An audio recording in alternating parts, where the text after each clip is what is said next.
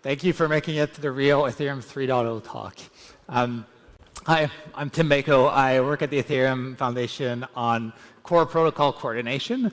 And as part of this, I spent a lot of time thinking about how we should steward Ethereum. Like, what are the things we need to do or understand to make sure that the protocol evolves in the right direction?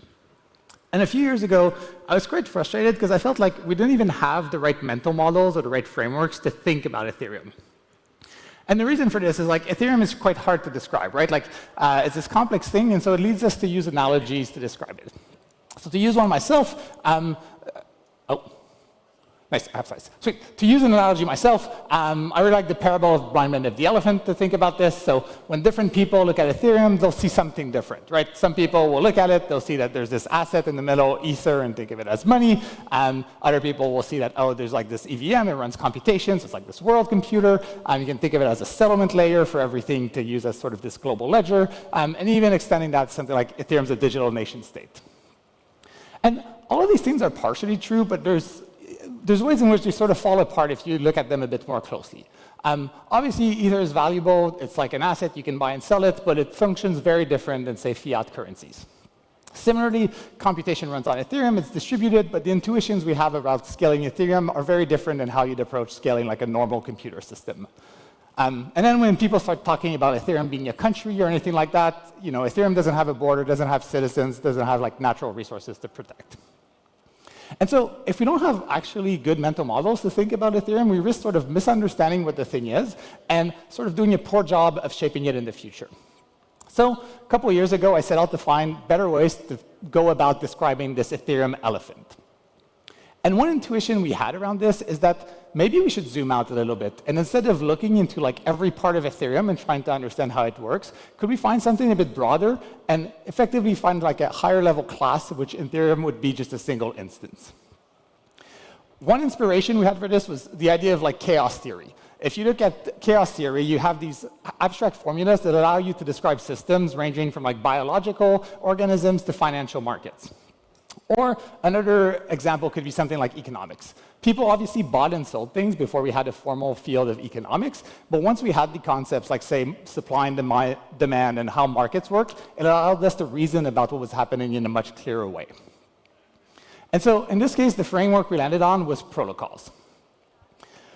After some initial discussions, a few of us within the EF and outside had confidence that like protocols might be a rich enough topic that if we study this as like a first-class thing, we could derive some general insights that we could then apply back to Ethereum, helping us to guide its stewardship. And so over the past 2 years, we effectively were inspired by this idea of the blind man and the elephant and decided to fund over 50 researchers to study protocols from many different angles and try to give us reports around what they were seeing so that we could see, is there actually a common thing there? We funded people with backgrounds in architecture, law, engineering, environmental management, arts, and way more. And they each sort of spent time collecting these findings. And you can think of this as like field notes from touching the elephant in different places. And now I'd like to share some of their findings. You can think of this as like a sketch of the shape of protocols. So first off, let's look at how protocols get adopted. Protocols tend to have like a pretty slow adoption curve, especially early on. And the reason for this is that they tend to require consensus across many different people in different institutions. So this means that at first you can feel like it's almost like stagnant, like there's not a lot of energy, there's not a lot of process. But then if the conditions are right, you can have very rapid adoptions of protocols. Everyone has like this common knowledge about things, and so it can involve very much like a phase shift. And because you have this common knowledge, once you've actually adopted the protocols, it feels like it can get very entrenched, actually. So it's like a new status quo in a way. So one way to sort of visualize this is think of it as like a reverse Z-curve, where early on you have like this initial wiggles of adoptions, and then this sort of phase shift happens where the protocol gets adopted, and then it's a new equilibrium. And the reason for this is just, again, because there's like all this common knowledge that's built up across people around why this protocol should be adopted, and they've coordinated on it. So one concrete example here is how time zones got adopted. For decades, there were conversations around time zones as there were more and more trains and railroads across the US, specifically in Europe, but it didn't really go anywhere. Until 1 year, there was actually a conference which was sort of the tipping point, where at that point in time, people decided, OK, we're going to do time zones. Within a year after that, 85% of the US had time zones adopted. So it sort of went through this phase shift within the span of a year. And now if you think of time zones, it's effectively this protocol we take for granted. And even doing major changes, like trying to change daylight savings time, is this very complicated thing. It's super hard to move from the equilibrium. And one implication of this is that once these protocols get adopted, they'll tend to fade into the background. As researchers were studying protocols, there was this one quote that came up over and over, different domains, that everyone would sort of use as like an anchor for how to think about protocols. It's a quote by A.N. Whitehead that reads that civilization advances by extending the number of important operations it can perform without thinking of them. And so we started thinking of protocols as effectively these tools to generate these Whitehead advances, to allow civilization to perform more complex operations by abstracting them in the background. One example of this is like GPS. It's this very complex technological protocol that we've deployed across the world, and now we sort of take for granted that you can just, position yourself between 2 points in space and not really have to think about it. And to use an example a bit closer to us, you can think of Uniswap as another one, where prior to Uniswap, deploying markets between assets was this long, complicated process, whereas now we have like a simple formula that we've protocolized, and you sort of take it for granted that when a new coin appears, there's like a liquidity pool that's powered by the Uniswap protocol. And one implication of this is that almost like the better a protocol is, the less visible it becomes over time. Think of something like HTTP. You can argue HTTP is like the greatest digital protocol that's ever been invented. It powers effectively the entire internet.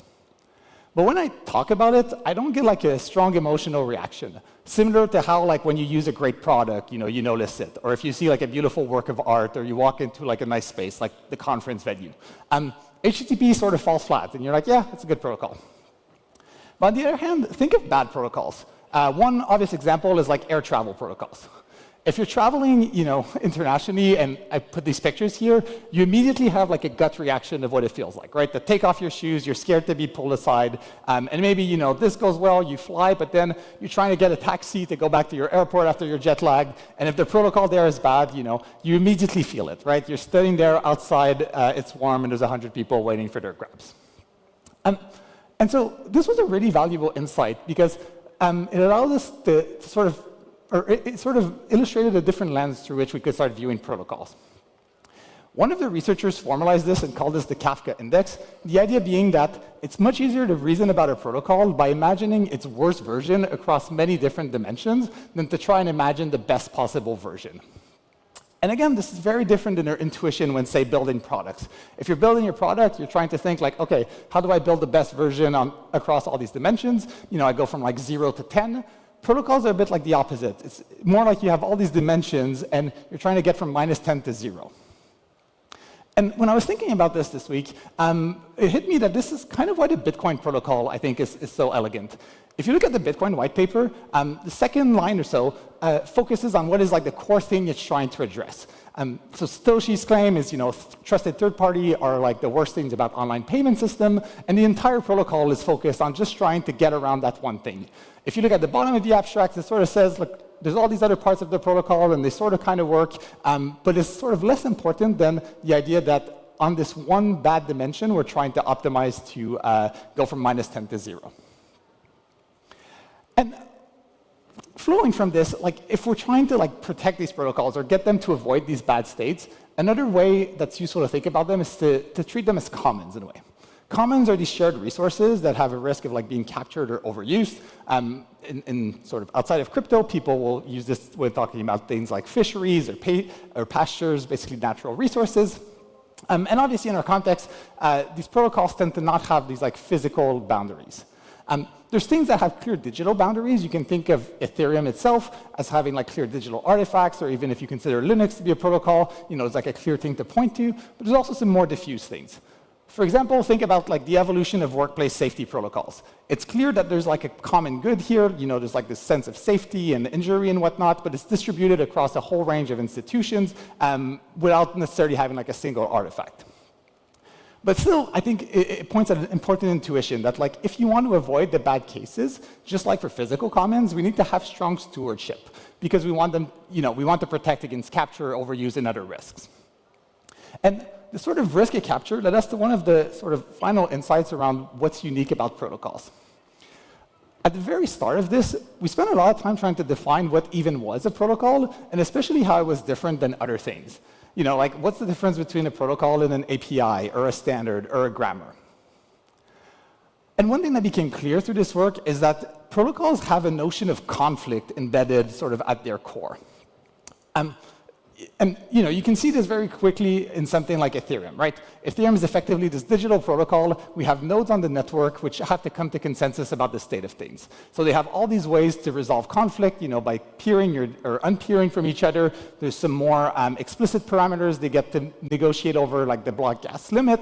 But beyond that, we also have these like meta protocols around Ethereum that exist to mediate conflict, like how we plan upgrades. And again, outside of crypto, you could think of something like traffic rules, right? The way that traffic is organized and we're trying to mediate different people going to different places but going through the same roads is another way that we have these protocols that manage conflict. And this was like such a central point that it allowed us to sort of simplify our working definition of protocols by about an order of magnitude. So in 2022, when we started this, Danny Ryan had the following definition for a protocol, which I'll have to read, which is a stratum of codified behavior that allows for the construction of emergence of complex coordinated behaviors at adjacent loci. And so this was broadly right, but it was quite verbose. And then through all of this work, at the end of this summer, Venkat, who runs the Summer Protocols program, was able to summarize it in 2 words, which is protocols or engineered arguments. And this is like a really helpful working definition of a protocol, especially when contrasting it with things like standards, APIs, and so on. And so to recap what we had so far, you effectively have like these 5 initial properties of what the shape of protocols starts to look like. We have this slow adoption and entrenched persistence that we first covered, sort of reverse Z-curve. Then the idea that protocols create these white-hat advances, that they provide sort of this invisible infrastructure that civilization can then build on top of. We have this idea of a Kafka index where you can analyze a protocol by looking through all of the worst versions of it across different dimensions. Then thinking of protocols as commons, which have a risk of being captured and therefore require strong stewardship. And lastly, treating protocols as engineered arguments, so realizing that they embed conflict in many different ways.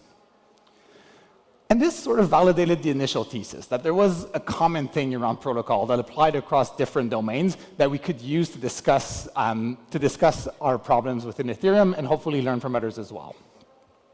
And so now I'd like to talk a bit about how protocols may evolve in the future, and specifically how Ethereum may help shape that.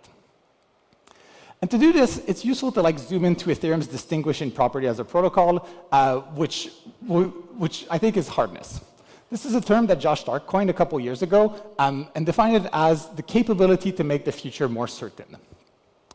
Ethereum isn't the only source of hardness in the world, and in this piece, Josh puts out 3 categories, so atoms, institutions, and blockchains. But Ethereum's hardness is special in 3 different ways. First is that it's globally homogeneous, meaning that no matter where you are in the world, you have like the same degree of hardness when you use Ethereum. And this is very much not true of atoms and institutions. The second is that it's independently auditable, so anyone that uses Ethereum for hardness is able to verify whether or not a certain thing happened. And then lastly, it's permissionlessly accessible, so you don't need sort of a high barrier to entry to use Ethereum.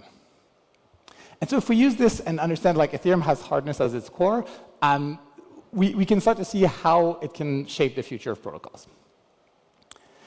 The first is as a hardened foundation for other things. This is kind of obvious for anyone who's at Devcon here, but it's striking how special and unique this is. There's not many other things in the world that exist to provide sort of this strong source of persistence and reliability to financial assets, cultural artifacts, or even a whole set of protocols built on top of it. So again, it's kind of hard to overstate this, but like looking from all these different domains, it feels like something truly unique that we should not take for granted. But stemming from that, there's like a more subtle way in which we have sort of hardness at our core, and it's as a hardened culture.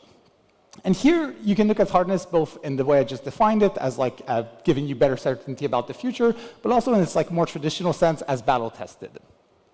Ethereum operates in a pretty adversarial environment, and over time, we've developed like norms and practices to mitigate and respond to attacks at both the protocol, application, and infrastructure layer. But in parallel to this, we also have a culture of looking really far into the future, of trying to like plant seeds for the ecosystem to grow, to become resilient and not dependent on a single institution or set of people, and also have a technical roadmap that's sound in the long term. And so by combining both like these hard foundation as a protocol and this softer like cultural hardness, Ethereum effectively can impact the future protocols beyond just crypto. And one way I thought about this is like Ethereum is effectively this tool that we can use to harden commons outside of this space as well. And this is because we have this open platform that's very large and sort of very versatile, but that's also fairly sandboxed from the rest of the world. This means we can run experiments that would be probably too risky to happen anywhere else, but that can still happen at sufficient scale on Ethereum and provide value to the rest of the world. Two examples here on this slide are quadratic voting and prediction markets. Both of these started off as these theoretical ideas that didn't quite have a place to sort of be prototyped in the world.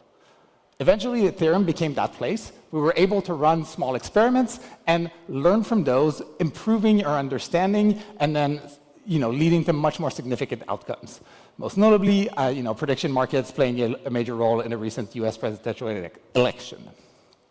And so I think going through all this and coming back to the original question, I feel like we have like a start of an answer to how we can best steward Ethereum. So by understanding, the notes are wrong on this slide, but we'll run with it. But okay, by understanding anyways the shape of protocols, we can better calibrate effectively how we approach developing Ethereum in the future. We should expect that things will take time, especially early on, but we shouldn't be too surprised if things gradually happen as a sort of phase shift all at once.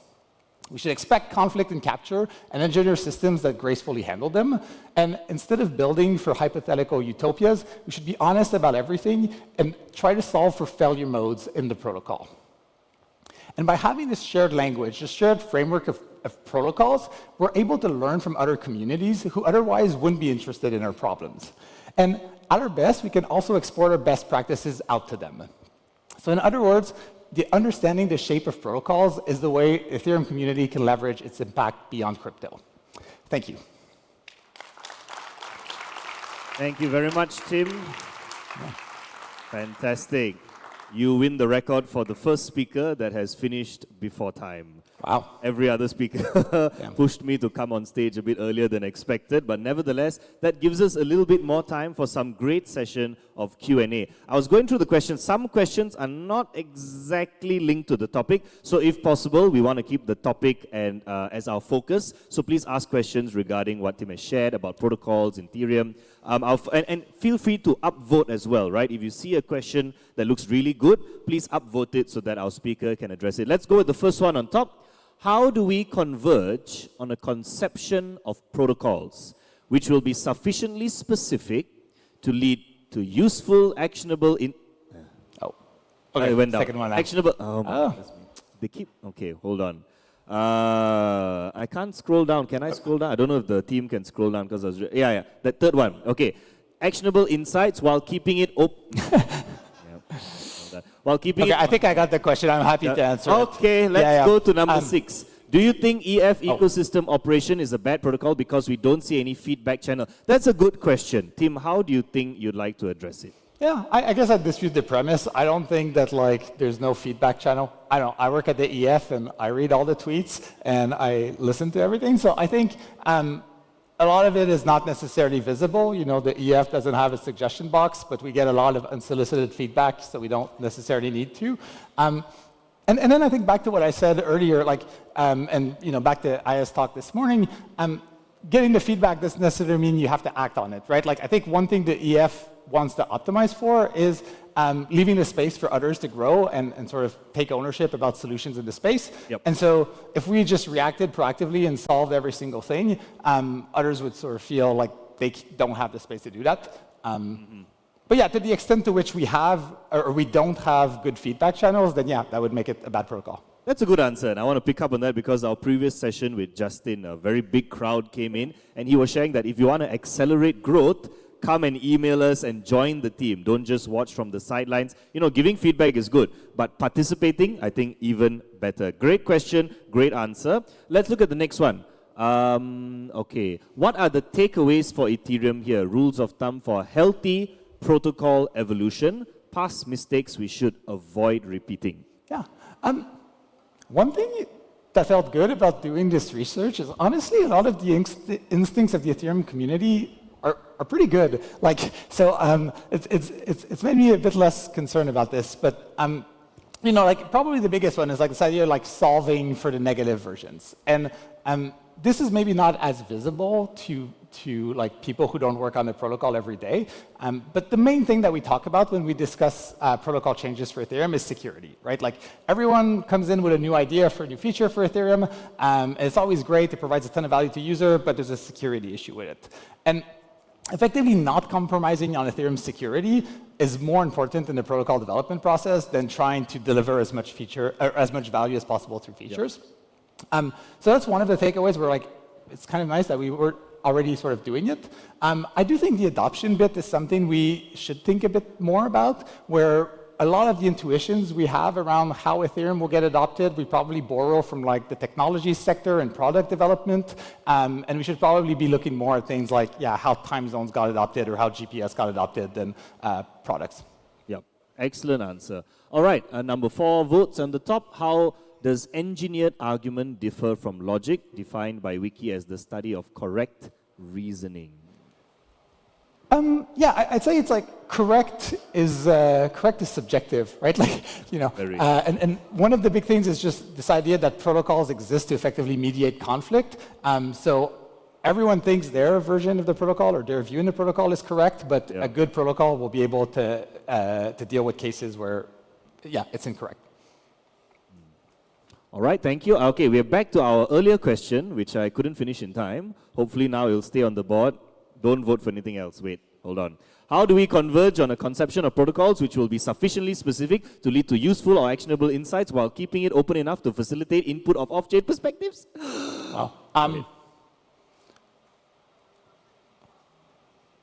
How do we converge on it? You got 30 seconds. So this is like a low confidence answer, but I think at this point it feels less like there's a single core formula that we can use that will be like perfectly actionable rather than like these many different lenses. So I think one thing that's been useful in this summer protocols research is having people from different domains to be able to validate like, is this an Ethereum thing or is this like a broader phenomena? And yeah, I think just like gut checking against other domains and yeah.